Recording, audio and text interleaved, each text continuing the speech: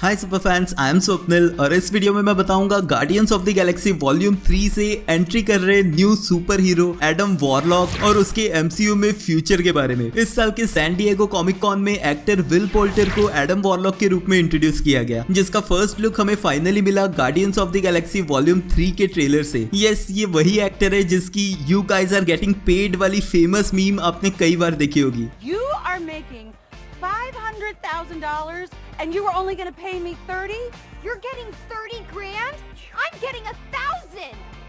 You guys are getting paid? But वो पुरानी बात थी और अब देखो लड़का जवान होके क्या मस्त बॉडी शॉडी बना के एडम वॉरलॉक के रूप में एमसीयू में एंट्री कर रहा है। मार्वल कॉमिक्स में वॉरलॉक की स्टोरी काफी कॉम्प्लिकेटेड रही है, बट क्योंकि हम ऑलरेडी जानते हैं कि मूवी का मेन विलन कॉमिक्स का ही एक और कैरेक्टर हाई वॉल्यूशनरी है, तो एडम वॉरलॉक के इस एमसीयू वर्जन को समझना थोड़ा सा आसान हो जाता है। ऑल्दो एडम वॉरलॉक कैरेक्टर की स्टोरी लाइन मार्वल कॉमिक्स में सबसे ज्यादा कॉम्प्लिकेटेड रही है। एक सुपर पावरफुल कॉस्मिक बीइंग और कॉमिक्स में थैनोस का long time enemy Adam warlock ने एक टाइम थैनोस की तरह सभी इन्फिनिटी स्टोन्स को भी विल्ड किया था। कॉमिक्स में इस कैरेक्टर की कहानी शुरू हुई थी ईयर 1967 में। फैंटास्टिक फोर कॉमिक्स के थ्रू एंट्री करने वाले इस कैरेक्टर का इनिशियल नाम सिर्फ हिम था। यस, कोई नाम नहीं, जस्ट हिम। एडम वॉरलॉक को क्रिएट किया था एक इविल ग्रुप ऑफ साइंटिस्ट ने जिन्हें द एनक्लेव कहा जाता था। इस एनक्लेव ने बनाया एक परफेक्ट ह्यूमनॉइड मैन जिसकी गोल्डन स्किन थी, और guardians of the Galaxy volume 2 के एंड क्रेडिट में दिखे कुकून की ही तरह ये एडम एक बर्थिंग पॉट से ही निकला, जिसके पास थी बहुत सारी सुपर ह्यूमन पावर्स। वॉरलॉक के पास सुपर ह्यूमन स्ट्रेंथ, स्पीड और स्टेमिना तो था ही, बट एक कॉस्मिक बीइंग होने की वजह से वो कॉस्मिक पावर्स को मैनिपुलेट कर सकता था एनर्जी प्रोजेक्शन के लिए। एडिशनली इसके पास फ्लाइट और खुद को फिर से कुकून में डालकर रीजनरेट करने की पावर्स थी, यानी कि हीलिंग और रीजनरेशन की पावर्स की वजह से वो ऑलमोस्ट इमॉर्टल था। इसके अलावा उसके पास क्वांटम मैजिक की पावर्स भी थी, जो फोर्स फील्ड और स्पेस में वर्म होल क्रिएट करने के लिए यूज हो सकती थी। एंड उसकी इन्हीं पावर्स में से एक टेलीपैथी की वजह से उसने अपने क्रिएटर्स के बुरे मंसूबे समझ लिए और उसने उनकी लैबोरेटरी को ही डिस्ट्रॉय कर दिया और वो निकल गया स्पेस में। अब कुछ टाइम स्पेस में स्पेंड करने के बाद जब एडम वॉरलॉक अपने कुकून से बाहर निकला, तब वो मिला guardians of the Galaxy volume 3 के विलन और कॉमिक्स के ही एक और कैरेक्टर हाई वॉल्यूशनरी से। अब इस मोमेंट तक हाई वॉल्यूशनरी ने अर्थ 616 का एक डुप्लीकेट ऑलरेडी बना दिया था जिसका नाम था काउंटर अर्थ, और क्योंकि काउंटर अर्थ पे कोई सुपर हीरो नहीं था उसे प्रोटेक्ट करने के लिए, तो उसने एडम को सोल जेम देके उसे भेज दिया काउंटर अर्थ पे एक न्यू सुपर हीरो के रूप में, और यहीं पर हिम को मिला उसका super hero name Adam warlock. अब सोल जेम की पावर्स थी किसी भी लिविंग बीइंग के सोल को कैप्चर कर लेना, और इसी तरह का एक जेम हमें guardians of the Galaxy volume 3 के ट्रेलर में एडम वॉरलॉक के सिर पे दिख भी रहा है। कॉमिक्स के सोल जेम को एमसीयू में सोल स्टोन कहा गया है, और सबको पता है कि एमसीयू यूनिवर्स में इन्फिनिटी स्टोन अब एग्जिस्ट नहीं करते, तो ट्रेलर में ये जेम जो एडम वॉरलॉक के सिर पे दिख रहा है वो मोस्ट प्रोबेबली हाई वॉल्यूशनरी का ही क्रिएटेड कोई और डिवाइस हो सकता है। लेकिन guardians of the Galaxy volume 2 के एंड क्रेडिट्स की वजह से हम ये ऑलरेडी जानते हैं कि यहाँ पर एडम वॉरलॉक को हाई वॉल्यूशनरी ने नहीं बल्कि एलियन स्पीशीज सोवेरेन ने बनाया है। तो ऐसे में ये जेम जो भी है शायद उसका यूज किया जा रहा है एडम वॉरलॉक को कंट्रोल करने के लिए, और हो सकता है कि मूवी के क्लाइमैक्स में एडम इस जेम को डिस्ट्रॉय करके खुद का कंट्रोल अपने हाथ में ले, क्योंकि कॉमिक्स में भी ऐसा हो चुका है। काउंटर अर्थ छोड़ने के बाद एडम वॉरलॉक मिला एक विलन मेगस से,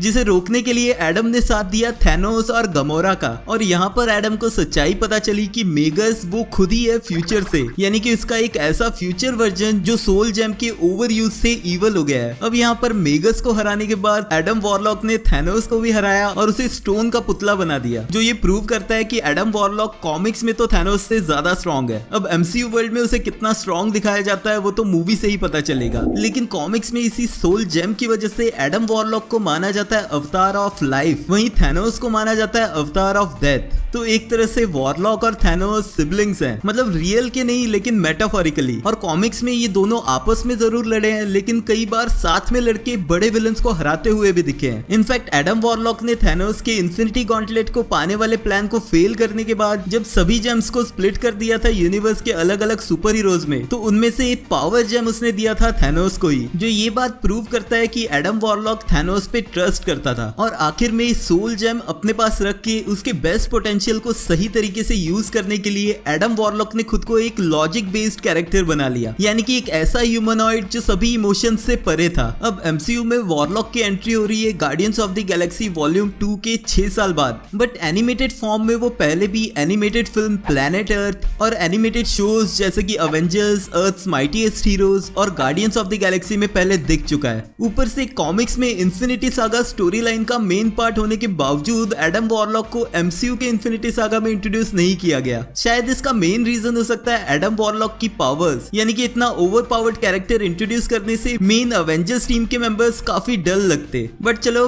जो भी रीजन हो, फाइनली एडम वॉरलॉक एमसीयू में एंट्री कर रहा है और होपफुली अगर डायरेक्टर जेम्स गन कॉमिक्स की स्टोरी को ज्यादा मैनिपुलेट ना करे तो वॉल्यूम 3 में एडम वॉरलॉक इनिशियली एक विलन कम एंटी हीरो से मूवी के एंड तक एक सुपर हीरो के रूप में जरूर दिख के आएगा। एक ऐसा सुपर हीरो जो ना ही सिर्फ इस गार्डियंस ऑफ द गैलेक्सी की न्यू अपग्रेडेड टीम का लीडर बन सकता है, बट साथ ही अवेंजर्स की टीम अप मूवीज यानी कि कैंग डायनेस्टी और अवेंजर्स सीक्रेट वॉर्स में भी दिखेगा। बट वो डिपेंड करता है कि guardians of the Galaxy volume 3 में हमें किस कैरेक्टर की डेथ दिखाई जाती है। इसके बारे में और डिटेल्स के लिए कार्ड से ये वाला वीडियो चेकआउट कर लेना। एडम वॉरलॉक के बारे में अपने थॉट्स मुझे कमेंट्स में लिख के बताना। मिलते हैं नेक्स्ट वीडियो में।